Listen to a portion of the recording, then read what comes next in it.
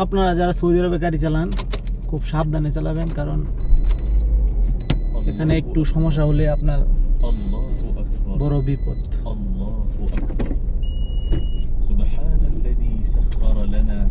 হচ্ছে কি আপনার এখানে আপনার ডান দিকে বাম দিকে ভালো করে দেখে চালাতে হয় গাড়ি।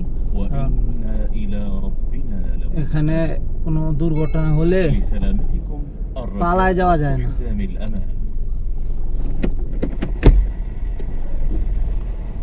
পালায় যাওয়া যায় না, দাঁড়ায় থাকতে হয়, পুলিশ আসে এটা সমাধান করে তারপরে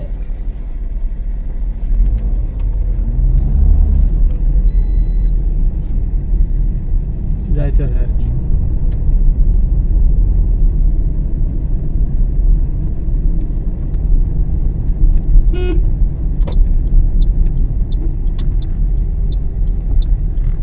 সাবধানে চালানোই ভালো গাড়ি, কারণ গাড়ি পাই আর শরীরে রক্ত গরম করে এত টানা ঠিক না।